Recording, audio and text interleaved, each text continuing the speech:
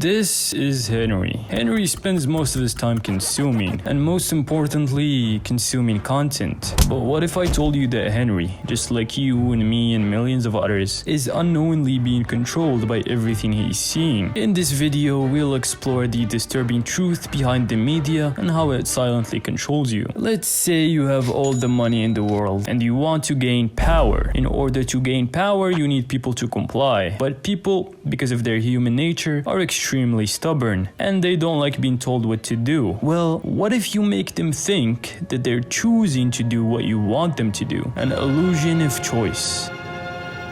It's like if you've ever tried to feed a child vegetables. They don't want to eat vegetables. Just telling them to eat the vegetables is never gonna work. But by using a little bit of manipulation, you can easily make the child gum down broccoli like they are a reincarnated African boy. Well, how would somebody do this with sane adults capable of critical thinking? Simply, you'd have to somehow eliminate their critical thinking skills and replace it with a bunch of ideology and values that would suit your needs. How would I do this, you think to yourself? Oh, I got it. Most people, especially in this day and age, get their information from the media. That is the main means of mass communication, which would be broadcasting, publishing, and the internet. If I control the media, I control what people are seeing, and therefore what they are thinking. So using my abundance of hypothetical money, I can buy my way into controlling the media so that I can control what people are allowed to see. And so media produces content that is therefore consumed by other unsuspecting people that unknowingly inherit a moral compass and ideology that might not be aligned with their best interests. But they are so brainwashed that they actually don't seek retaliation, as they don't realize that harm is even being done to them. They think they are making the choice of believing a certain thing and thinking in a certain way when all of their ideology and way of thinking has been masterfully puppeteered by influential people who seek to reap the benefits. This is how human society has been functioning for years. People rise to power, then propagate ideology that would serve them best through all kinds of media. The people who are actually in charge of making decisions, we have absolutely no clue on their real identity, because in order to know who they are, you'd have to trust the information you're getting from the mainstream media. And remind me of who controls the media again? Yeah, you're probably starting to get it now. Here's an example of how a person in charge would want to shape someone's ideology for their best interest. This is a bit dumbed down and cartoonish, but not too far off of reality. Let's say you are a military general in charge of an army. Would you rather A, an army full of fat, soy boy, low testosterone, addicted, feminine, overgrown children, or B, an army full of strong men with masculine values and strong patriotism for their country? Well, unless the only battles you want to win are hot dog eating competitions, as an army general you would probably pick B. Well, how would you get an army of strong men? Easy. Promote values and habits that would shape a strong soldier that is willing to die for his country. And according to history, the easiest way to do that? Religion. Who would have guessed that people would actually listen to you if you promised them eternal joy if they do good and eternal damnation if they do bad? But what if now you're not a military general trying to win battles, you're a greedy capitalist who just wants to get away with as much bullshit as possible? Well, in this case, you'd probably want a population of people that more resemble A. Those guys' chances of uprising are way smaller than a population like B. I don't think I'd need to explain that one. If I was being mugged and then called the police, then someone from group A shows up, I'd just stab myself right there and then and save myself the hassle. And to maintain control, you'd also want to create as much segregation as possible. This entails just making shit up or just exacerbating every meaningless issue and make the population as divided as possible. It's much easier to do whatever you want when the ants are too busy fighting each other. Your job would basically be to distract people as much as possible to the point that you can get away with everything. Too weak and too distracted, nobody's even going to think about rising up. Add that to the fact that they don't even know who you are and you're basically untouchable. Humans are so irrationally predictable, it's actually hilarious. There's even an entire subfield of economics that studies that, but that's for another video. People are being intentionally coerced into doing things they didn't even choose, but the best thing about it is that they firmly believe that they are cognitively making choices. When you were born, you didn't choose to believe what you believe now. It was someone else's choice. And now you are who you are, and tough luck, buckaroo. You can't do much about it. Just to show you the kind of monopoly they have over every form of media, let's take a look at censorship. Everybody seems to promote the acceptance of everybody else and the inclusion of everybody, and has a kumbaya, we're all here to kiss each other on the lips and smoke weed type of mentality. But God forbid someone slightly opposes their views. Suddenly the jig is up and everybody stops being so inclusive. If someone is even slightly against the behind the scenes interests, using mainstream media, they can easily frame them as the bad guy, make up some stupid shit about them, try to discredit them so no one takes them seriously, and humiliate them. And if all hell breaks loose, get rid of them in any means necessary.